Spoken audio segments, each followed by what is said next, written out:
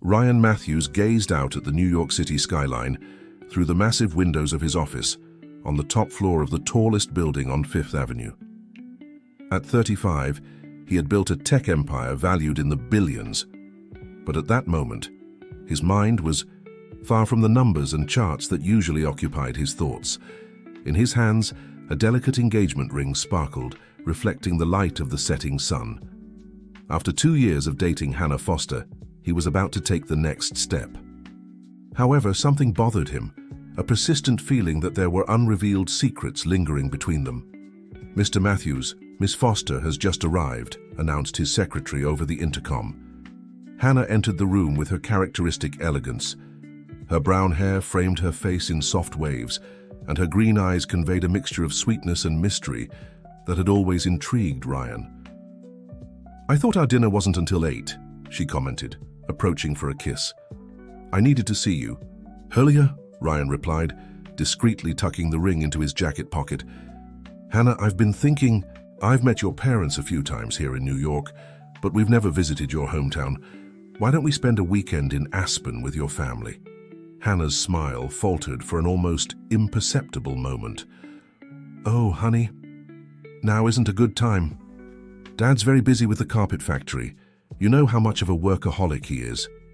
Ryan noticed the change in her posture, tense shoulders, her gaze slightly averted. It was always like this when the subject was the Foster family, or Aspen. In 2 years of dating, he had only met Albert and Margaret Foster at formal dinners in New York, always in restaurants. Hannah's brother Brian appeared even less frequently, always with excuses of unavoidable commitments. "Your mother seemed so reserved during our meetings," Ryan commented, trying to probe for more information. "Has she always been like that?" Hannah walked to the window, her silhouette outlined against the orange sky. "Mom, she has her reasons. Life hasn't always been easy, even with all the success of the family business." "You never tell me much about your childhood," Ryan gently insisted. "What's there to tell? A privileged girl growing up in a tourist town." Hannah shrugged, but her voice trembled slightly. "Why this sudden interest in my past?" Ryan approached, hugging her from behind. "Because I want to know every part of the woman I love. Sometimes I feel there's so much I don't know about you, about your family." Hannah turned in his arms, her green eyes clouded by something that looked like sadness. "There are things from the past that are better left there, Ryan. Some stories don't need to be relived." The businessman felt a shiver run down his spine. There was something in the way she said those words. It wasn't just an evasion, it was a warning. Before he could insist, Hannah skillfully changed the subject, talking about the preparations for a charity event she was organizing. That evening, during dinner at an exclusive restaurant, Ryan observed Hannah with new eyes. Her smile remained charming, her conversation still engaging, but now he noticed small details, how she always avoided certain questions, how her hands twisted slightly when the subject of family arose, how her eyes occasionally lost themselves in distant thoughts. The engagement ring weighed heavily in his pocket. His instincts, the same ones that had guided him through countless business negotiations and decisions, now sounded a silent alarm. Something was being hidden, an untold story that seemed to grow like a shadow between them. Back in his penthouse apartment in Manhattan, Ryan couldn't sleep. Hannah's words echoed in his mind. Some stories don't need to be relived. But why? What stories were those? Sitting in his private office, he opened his laptop and began researching the Foster family and their artisanal carpet company in Aspen. Public information was surprisingly scarce for a traditional family business. Some old photos showed the Everythi factory, but family members rarely appeared. It was as if the Fosters deliberately avoided the spotlight. An email alert caught his attention, another financial report to analyze. But upon opening his inbox, his eyes were drawn to a message with no sender, received just minutes ago. The subject was simple: the truth you seek. The cursor blinked on the laptop screen as Ryan stared at the mysterious email. His heart raced as he opened the message. Inside was only an old photograph yellowed by time, showing a baby in a simple crib. On the back of the digitized photo, a date, March 15th, 1990. Below the image, an enigmatic message. Your past is intertwined with lies. Look where it all began. Ryan leaned back in his chair, feeling a growing unease. The date on the photo coincided with the year of his birth. He examined the image more closely. The crib was in a modest room with walls of a faded pastel shade. It looked nothing like the photos from his childhood, the ones his parents kept so lovingly in family albums. His parents, Richard and Mary Matthews, were successful merchants who had built a chain of department stores before retiring. Ryan had grown up surrounded by love and comfort, never doubting his origins, until now. His cell phone vibrated on the desk, a message from Hannah. Still awake, I was thinking about you. Ryan hesitated before responding. The conversation from that afternoon still weighed on his thoughts. Why was Hannah so evasive about her past? And now this mysterious email. Could it be a coincidence? I'm thinking about you too, he simply replied. He opened a new tab in the browser and began researching more deeply about Foster Weaving. The company had been founded by Albert Foster 30 years ago, specializing in luxury handmade carpets. The few reports found spoke about the growth of the business, but always superficially. None of them had photos of the complete family. An old article from a local Aspen newspaper caught his attention. It was about the inauguration of the factory in 1989. In the black and white photo, Albert Foster appeared younger, next to his wife Margaret. Her face, even in the grainy image, conveyed a sadness that contradicted the festive moment. Ryan grabbed his tablet and opened the Notes app. He began to list the facts he knew about Hannah's family. Albert and Margaret married in 1985. The company was founded in 1989. Hannah was born in 1992. Brian, her brother, in 1994. The family rarely appeared at social events. Margaret always seemed distant and melancholic. Hannah avoided talking about her childhood. Something didn't fit, but he couldn't identify exactly what. He went back to examining the baby photo in the email. There was something familiar about that image, something that deeply disturbed him. The next morning, Ryan woke up with a fixed idea in his mind. He needed to visit Aspen, but not as the successful businessman engaged to Hannah Foster. He needed to see the town and the factory with different eyes, without the filter of formal presentations and controlled dinners. In his office, he called a meeting with his closest team. I need to be away for a few weeks, he announced. Personal matters. Claire, his assistant for over a decade, knew him too well not to notice his unease.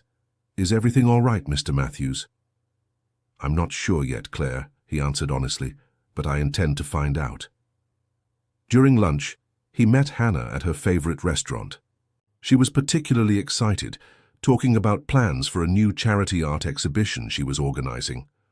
I need to travel, he said when she paused. Business in Europe. It should take a few weeks. Hannah looked at him curiously. Europe? You didn't mention anything about this before. It came up at the last minute. A potential investment I need to evaluate personally. The words came out naturally, but inside, Ryan was squirming. He had never lied to Hannah before. He carefully observed her reaction, looking for signs of distrust, but she just smiled and began talking about her own travels through Europe. Back at the office, Ryan began preparations for his investigation. He created an alternative identity, Peter Sanders, a quality control specialist with experience in artisanal weaving.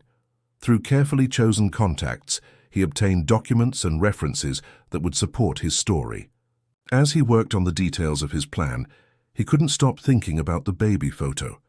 He opened the mysterious email again, studying every pixel of the image.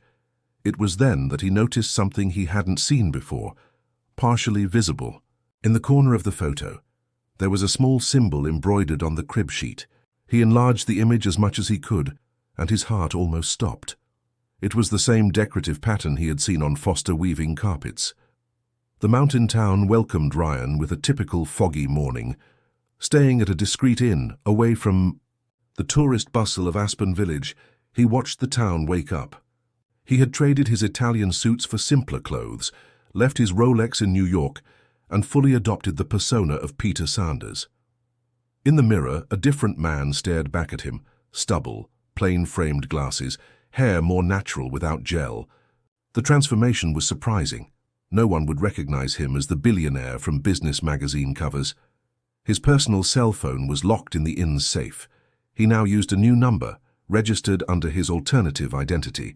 The only connection he maintained with his real life was an encrypted laptop, where he continued to receive updates from Claire about his business. "Are you sure about this, Mr. Matthews?" Claire had asked during their last secure video call. "I can activate our private investigators." "No. Claire, this is something I need to do personally."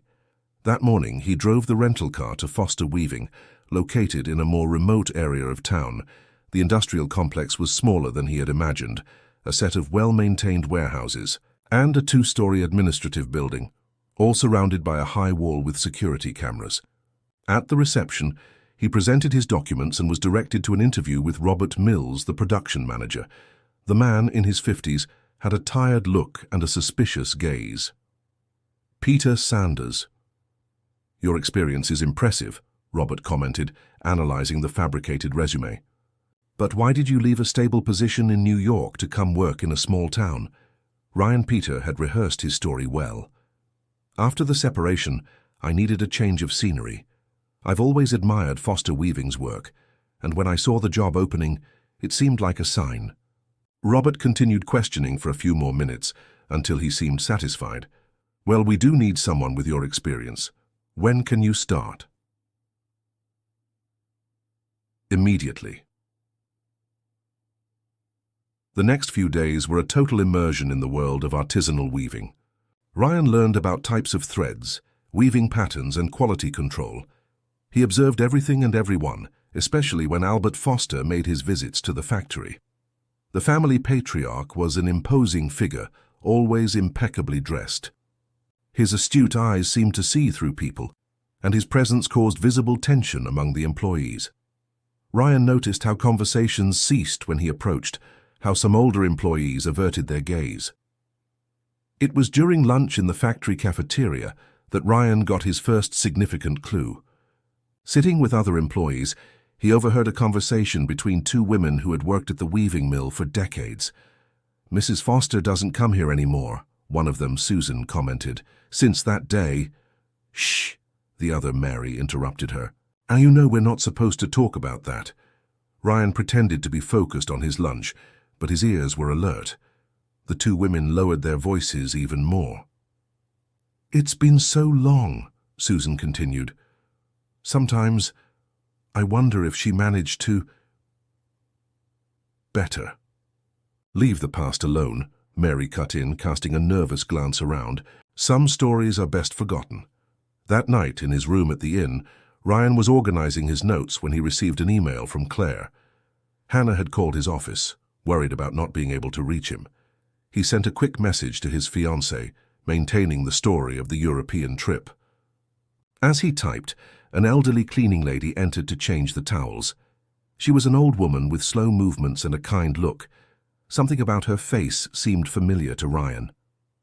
"Excuse me, sir," she said, suddenly stopping, "but there's something about you. You remind me so much of someone I knew a long time ago." Ryan felt his heart race. "Who do I remind you of?" The old lady shook her head, as if trying to push away a distant memory. "A young woman who worked at the weaving mill. But that was so long ago. Memory isn't what it used to be." Before Ryan could ask more, she hurried out of the room, leaving him with more questions than answers.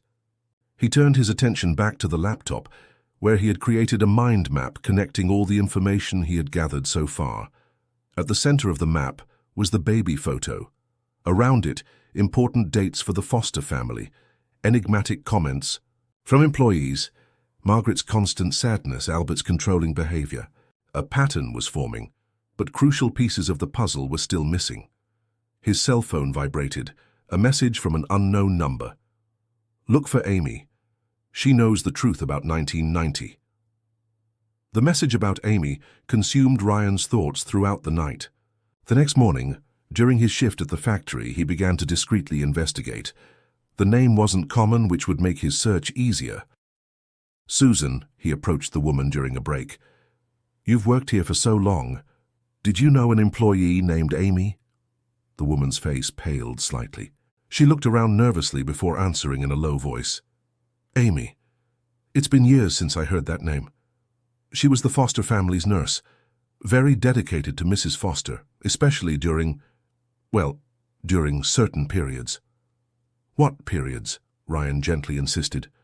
"Better not talk about that here," Susan replied, adjusting her apron with trembling hands. "But if you really want to know, go to the old St. Clair's rest home. Amy worked there too." St. Clair's rest home was on the outskirts of Aspen, a partially abandoned Victorian building. Ryan drove there after his shift.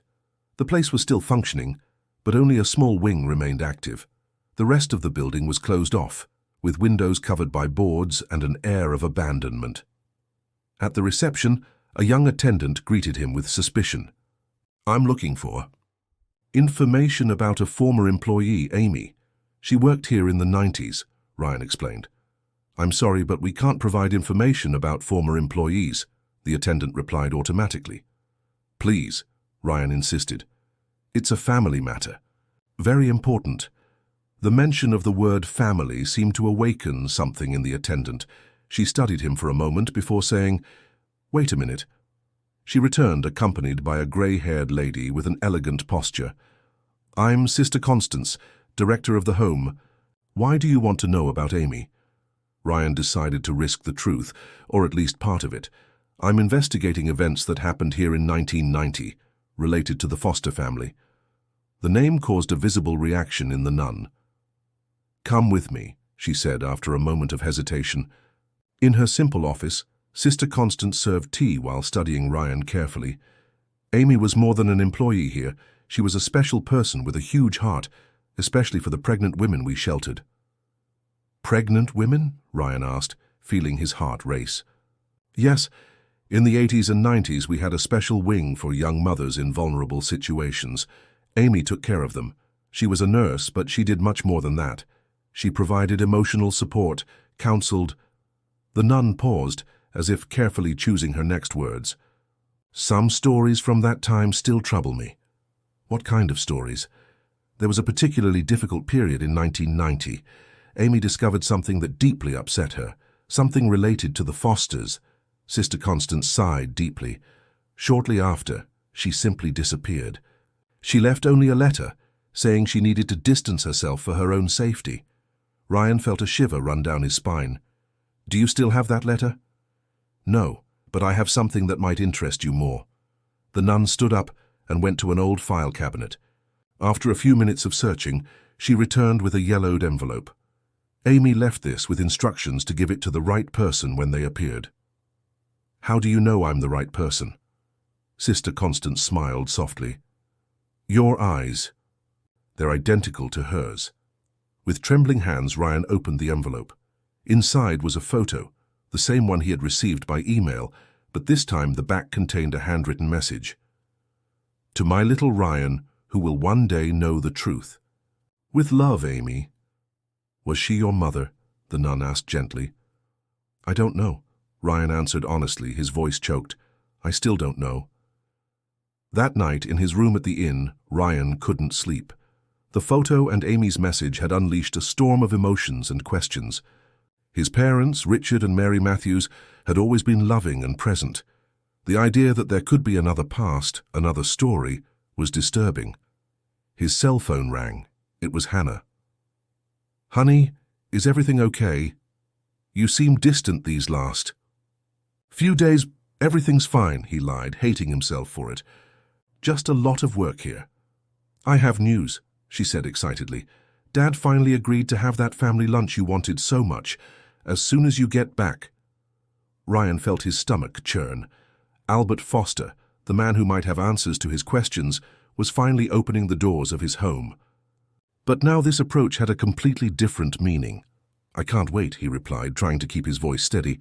After hanging up, he went back to examining the photo. In the background of the image, partially visible, there was a detail he hadn't noticed before. a painting on the wall of the room where the baby was. It was a landscape he knew well, the view of St. Peter's Chapel, one of Aspen's postcards, the same view he could see now from his window at the inn. The sun had not yet risen when Ryan arrived at the factory the next morning. As a quality control supervisor, he had access to the administrative building before the start of the workday. His footsteps echoed through the empty corridors as he made his way to the dead file room, a basement room that stored old company documents. The discovery about Amy and the photo with St. Peter's Chapel in the background had given him a new direction. If she had really worked for the Fosters, there should be records. He needed to find them before the rest of the employees arrived. The archive was a large room with metal shelves reaching to the ceiling, filled with yellowed boxes and folders. The smell of old paper and dust permeated the air. Ryan began his methodical search through the 1990 records. After almost an hour of searching, he found an employee folder from that period. His fingers trembled as he leafed through the documents, until he stopped abruptly. There was Amy Wilson's file with a black and white photo stapled to the corner. The young woman's gentle face stared at him, and there was something familiar in her features that made his heart clench. "What are you doing here so early?" The voice made Ryan jump. Brian Foster, Hannah's brother, was standing in the doorway, his usually hostile face now displaying sharp curiosity. Ryan discreetly closed the folder. "Just organizing some old documents," he replied, keeping his voice casual. "As a quality control supervisor, I need to understand the company's procedural history." Brian approached, his eyes fixed on the shelves. "Fascinating how the past can surprise us, isn't it? We never know what secrets we might find in old files." There was something in his tone that made Ryan wonder if he knew more than he was letting on. Brian had always been the most enigmatic figure in the Foster family, rarely present, always observing from afar with an air of distrust. "Your father built an impressive business," Ryan commented, trying to divert attention. "My father. He did what he had to do to protect the family," Brian replied, each word laden with a weight that Ryan didn't fully understand. "Some decisions are difficult, but necessary." Before Ryan could explore that intriguing statement further, they heard footsteps approaching. Margaret Foster appeared in the doorway, and her face paled when she saw the two men among the shelves of old files. "Brian, what's going on here?" "Nothing, Mom," Brian quickly replied. "Just showing some historical files to our new quality control supervisor." Margaret slowly entered the room, her eyes scanning the shelves as if looking for something specific. When her gaze fell on the folder Ryan was still holding, something changed in her expression, a flash of recognition, perhaps fear. "These files, they're not relevant to the company's current work," she said, her voice trembling slightly. "We should focus on the present, not the past." Ryan observed how her hands twisted nervously, the same gesture he had so often seen in Hannah. "You've worked in the company since the beginning, haven't you? You must have many interesting stories to tell." "The past is like an old carpet." "Mr. Sanders," Margaret replied, using Ryan's false name. "Sometimes when we pull on a loose thread, the whole pattern can unravel." The metaphor didn't go unnoticed by Ryan. There was a veiled warning in her words, a silent plea to leave things as they were. But he had already gone too far to turn back now. That afternoon, during his lunch break, Ryan managed to discreetly photograph Amy's file with his cell phone. Besides the basic data, there was an intriguing note. "Transferred to Special Services, Foster Residence, March 1990. As he left the factory at the end of the day, he noticed he was being followed. A dark car maintained a constant distance, always present in his rear-view mirror. Instead of going straight to the inn, he decided to take a few turns around town. The car continued to trail him. His cell phone rang. It was Hannah again. "Honey, something funny happened today. Dad asked about your trip to Europe. Said he has some contacts who could help you with business." Ryan felt a chill down his spine. How did Albert know about his supposed trip to Europe? Had his investigation been discovered? "Hannah," he gently interrupted. "I need to ask you something. Did you know a nurse named Amy when you were a child?" The silence on the other end of the line was deafening. When Hannah finally responded, her voice was different, laden with an emotion he had never heard before. "Never mention that name again, Ryan. Please, there are things that are better not remembered." Hannah's reaction to Amy's name confirmed for Ryan that he was on the right track, even if that path seemed increasingly dark.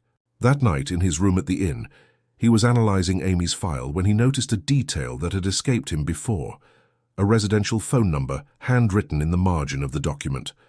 It was an old number, with the area code of a small town in Colorado. Unlikely to still be active after so many years, but it was a lead he couldn't ignore. Using his technological resources, he managed to trace the address associated with that number at the time. While working on this, he received a message from Claire, urgent. "Albert Foster is trying to schedule a meeting with you in New York. He found out you're not in Europe." Ryan's heart raced. Had his investigation been discovered? How? His attempts to maintain his disguise had been careful, but clearly not enough. Sound in the hallway caught his attention, footsteps approaching his room. Ryan turned off the lights and positioned himself beside the door. The footsteps stopped in front of his room and a shadow appeared under the door. After a few tense seconds, an envelope was pushed under the door. The footsteps quickly retreated. Ryan waited a few more minutes before turning on the light and picking up the envelope. Inside was a handwritten letter, the shaky handwriting revealing the age or nervousness of the writer. "You shouldn't be here, they know who you are. But since you've come this far, you need to know the truth. Meet me tomorrow at 5 a.m. at St. Peter's Chapel. Come alone. M. Margaret Foster? But why would she help him now? Ryan spent the night awake, weighing his options. It could be a trap, but it could also be his only chance to discover the truth. The next morning, fog covered the town like a blanket when Ryan arrived at St. Peter's Chapel. The place was deserted, except for a solitary figure sitting on the last bench, Margaret Foster, looking even more fragile in the soft dawn light. "You have her eyes," Margaret said as soon as Ryan approached. "Amy's eyes. I should have noticed before." "Why did you decide to tell me the truth now?" "Because I can't bear carrying this weight anymore," she replied, her voice choked. "And because you deserve to know. Amy, she was more than a nurse. To our family, she was my best friend, my confidant, the only one who knew everything." Margaret took an old diary from her bag. This was hers. She left it with me before she left. I never had the courage to give it to anyone, not even to the police when they investigated her disappearance. Ryan took the diary with trembling hands. "What happened to her?" "Albert happened," Margaret answered, tears streaming down her face. "He discovered that Amy was gathering evidence, documents about the irregular adoptions that were happening at the rest home. There was a scheme. Important people in town were involved. When Amy threatened to expose everything," she didn't complete the sentence, but it wasn't necessary. Ryan felt his world spin. "And Hannah? Does she know all this?" Hannah was very young at the time, but she always knew something was wrong.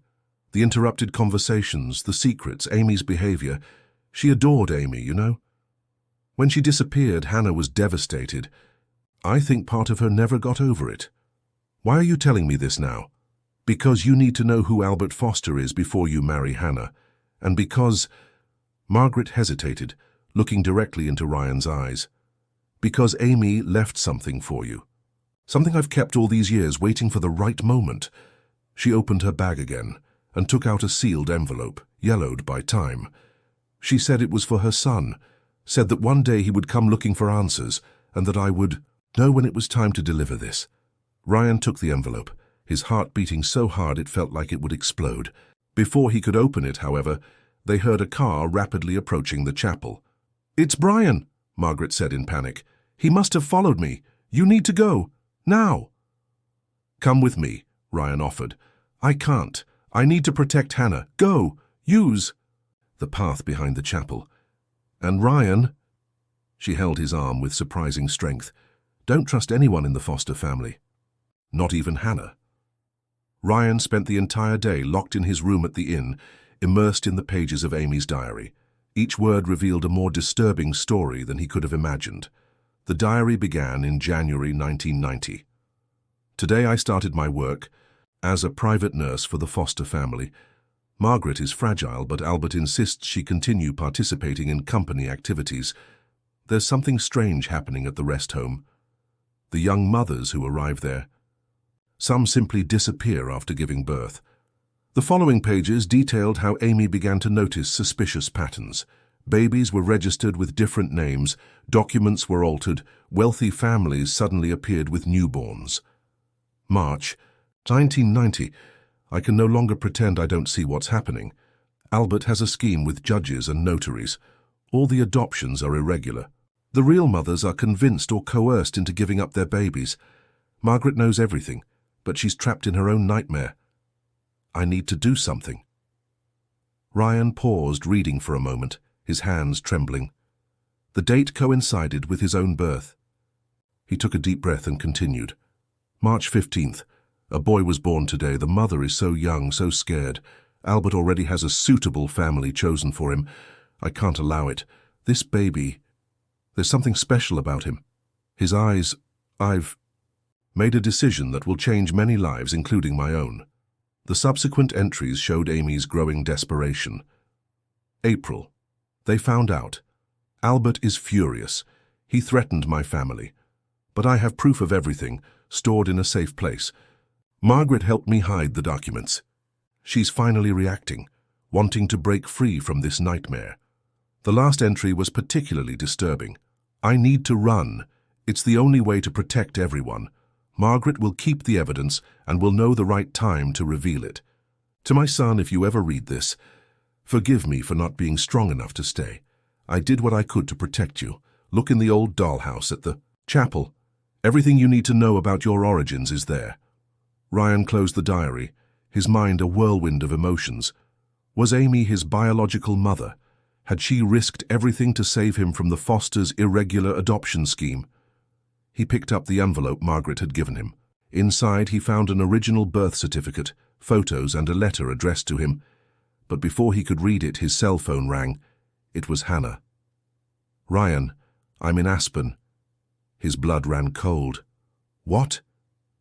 I needed to see you. Something's wrong. Isn't it? You're not in Europe. Why are you investigating my family?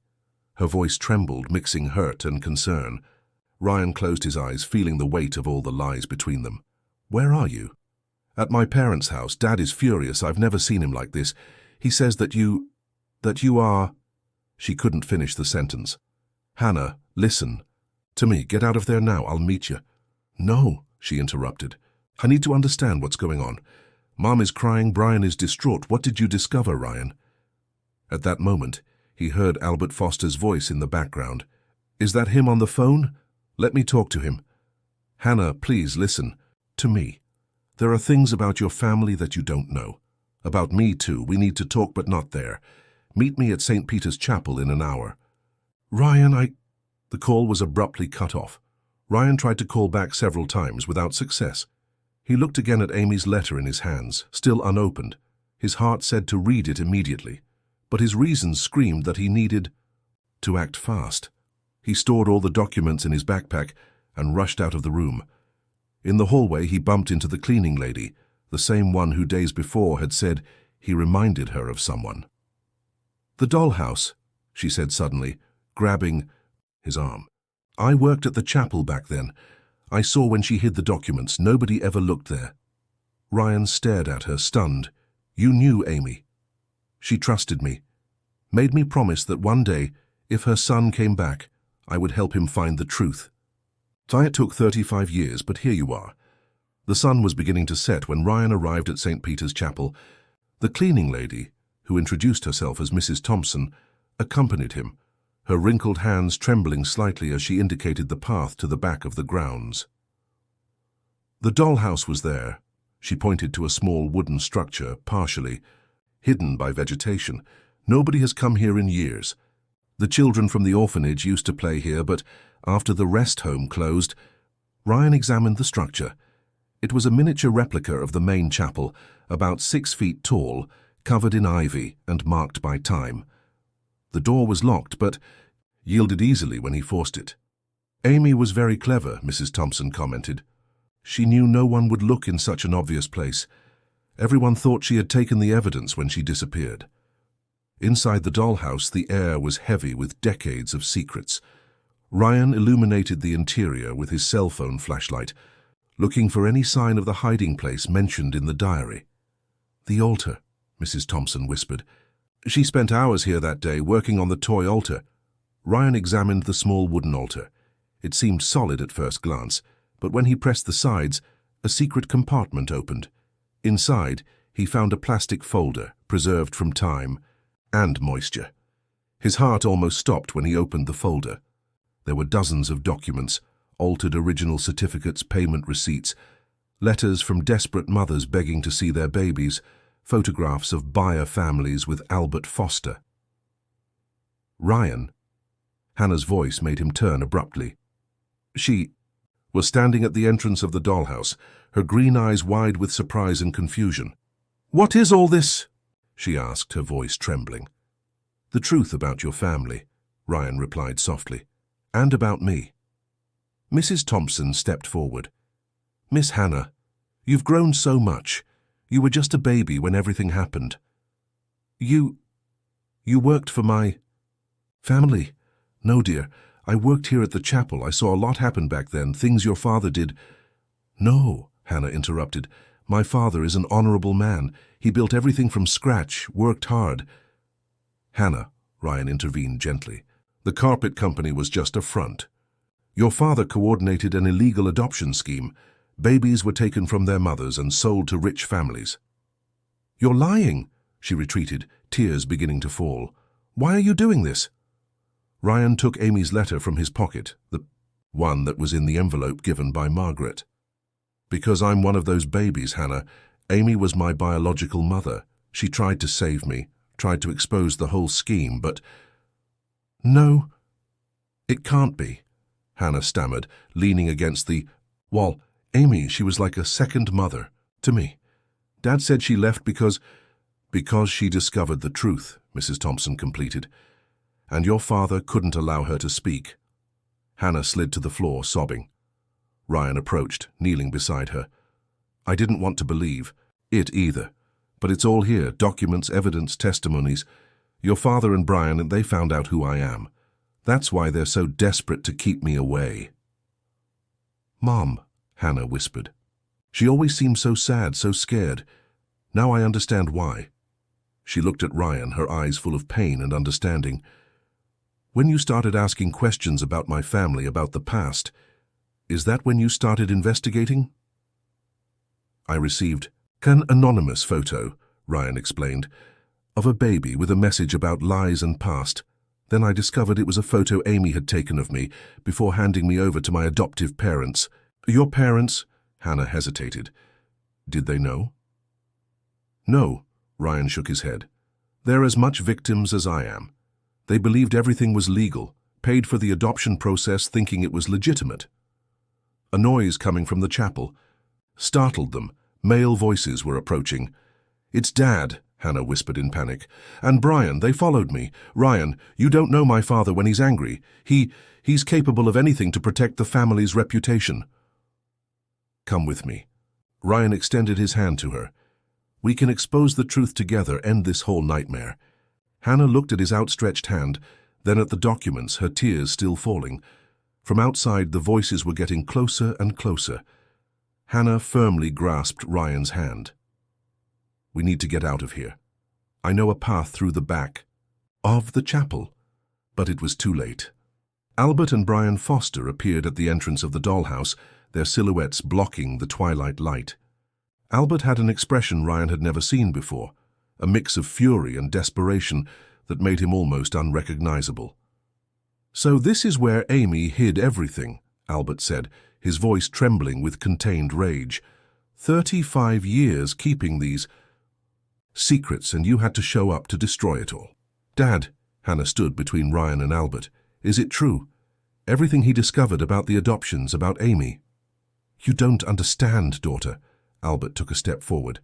"I built an empire from nothing. I gave you and your brother a life of privilege. Some difficult decisions had to be made along the way. Difficult decisions. Ryan couldn't contain his indignation.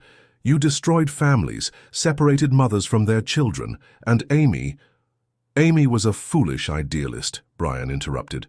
She didn't understand that sometimes you have to sacrifice a few to benefit many. Those children had better lives with their new families. It wasn't your decision to make, Ryan replied. You played God with people's lives.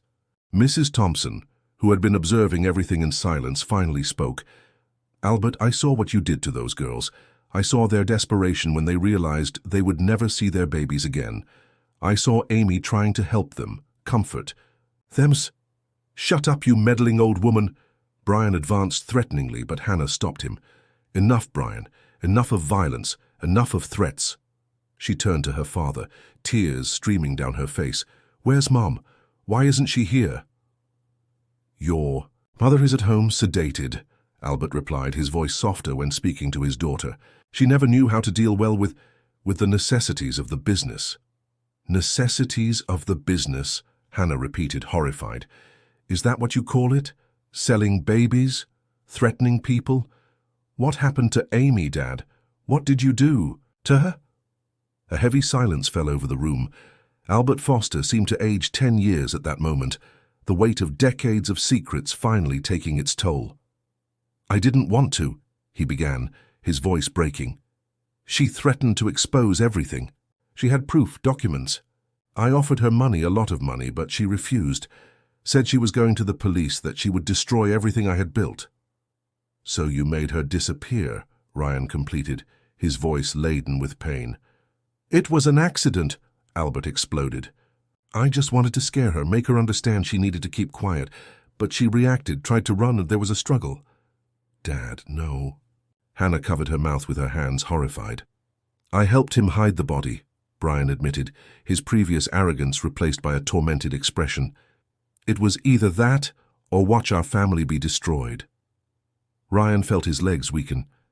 Amy, his biological mother, had lost her life trying to protect him. All the mystery, all the investigation led to this devastating moment. You're going to pay for this, Ryan said, his voice trembling with emotion. I'm going to expose everything. Every document, every piece of evidence, every testimony. No, you won't, Albert advanced threateningly. I won't allow you to destroy the legacy I've built. Hannah, get out of the way. No, Dad, Hannah stood firm. It's over. All these years of lies, of secrets. Mom wasting away, carrying this weight. Enough. Hannah, daughter. I'm not your daughter anymore, she declared, tears flowing freely. The man I admired, who I thought was an example of integrity and hard work, he never existed. At that moment, headlights illuminated the area. Through the dollhouse windows, the sound of approaching cars broke the tension of the moment. The police, Ryan explained. I alerted them before coming here. All the documents have already been digitized and sent to trusted people. Albert Foster staggered, leaning against the wall. His entire imposing posture crumbled, revealing only an old defeated man. Brian made a move to flee, but Mrs. Thompson blocked the door. It's over, she said simply. Amy will finally have justice. 6 months passed since the night at the dollhouse. The morning was clear in New York when Ryan entered his office on the top floor of the building. The newspaper headlines still echoed the Foster case, but now with less intensity. The storm had passed, leaving in its wake transformed lives and long-buried truths finally exposed to light. Albert Foster had confessed everything during the judicial process. Foster Weaving, apparently a prosperous family business, had been built with money from irregular adoptions.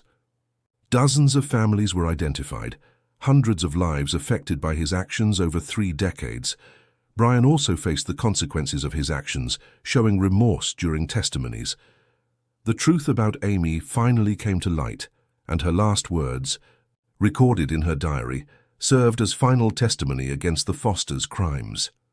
Margaret Foster, after years of forced silence, found her voice. With psychological help, she began rebuilding her life, finally free from the weight of secrets she had carried for so long. Her courage in handing Amy's diary to Ryan had been the first step towards liberation. On Ryan's desk, a new photograph, stood out. Him with his adoptive parents, Richard and Mary Matthews. The revelation about his irregular adoption had been a shock to them, but their unconditional love never wavered. They too had been deceived, having paid a small fortune believing they were participating in a legal process. "Mr. Matthews?" Claire interrupted his thoughts. "Hannah Carver is here." Hannah had abandoned the Foster surname, adopting her mother's maiden name. She entered the room as elegant as ever, but there was a new strength in her gaze, a determination born from the trials she had faced. "The support center is almost ready," she announced, sitting across from Ryan. "We already have 5 social workers hired and 2 psychologists. We'll be able to help many families affected by the adoption scheme." The Amy Wilson Support Center for Adoption, funded with resources from the former Foster weaving, would be a space dedicated to helping families separated by the scheme reconnect, as well as offering free psychological and legal support. "Have they found any more families?" Ryan asked. 3 this week, Hannah replied, consulting her notes. 2 mothers and a father who never gave up looking for their children. It's incredible how some never lost hope, even after so many years. Ryan picked up the frame on his desk. Now there was a new photo next to the image with his adoptive parents. In it, a newborn baby was held by a young woman with gentle eyes and a sweet smile. "Amy would be proud," Hannah said softly, "of you, of the center, of everything we've managed to do with the truth she protected for so long." "Sometimes I wonder if she knew this would happen," Ryan reflected. "If she knew that one day I would come back to discover the truth." "She knew," Hannah replied with conviction. "It's in her diary. In the last pages, she wrote that the truth always finds its way, no matter how long it takes." That afternoon, after a board meeting of the Amy Wilson Center, Ryan and Hannah walked to Central Park. The late afternoon sun gilded the trees, creating a serene backdrop that contrasted with the turbulence of recent months. "Do you still wear the ring?" Ryan asked, noticing the subtle sparkle on Hannah's finger. "I do," she replied, touching the engagement ring. "Not as a symbol of what could have been, but as a reminder of what we discovered together, of the truth that set us free." Their romantic relationship hadn't survived the revelations, but something deeper had been born, a partnership based on mutual understanding and a shared desire to make a difference. "Mrs. Thompson called me yesterday," Hannah commented. "The chapel will be renovated. They're going to keep the dollhouse. Turn it into a memorial." Ryan smiled, remembering the old lady who had guarded Amy's secrets for so many years. Some people carry the truth as a sacred mission. On the horizon, the sun began to set over New York, painting the sky with shades of orange and pink. Ryan thought of Amy, his adoptive parents, all the families, affected by greed and power. He thought about how the truth, even when painful, had the power to heal old wounds and open paths to new beginnings. "You know what impresses me the most?" Hannah broke the silence. "How small choices can change so many lives. Amy's decision to hide those documents, your decision to investigate when you received the photo, and your decision to stand by my side that night, even knowing what it would mean for your family," Ryan completed. "It wasn't a difficult choice," she replied. "It was the only possible choice." As they walked back, Ryan reflected on how unpredictable life was. He had begun his search looking for answers about his past, but had found much more: a cause, a purpose, a new family, formed not by blood, but by truth and courage. The Amy Wilson Center would be his and Hannah's legacy, a way to transform a story of pain into hope. The Fosters' irregular adoptions had separated families, but the truth that Amy protected with her life now served to reconnect them. And so, under New York's colorful sky, Ryan understood that some endings are actually disguised beginnings. The truth had triumphed, not as revenge but as a light that illuminates the path to healing and reconciliation.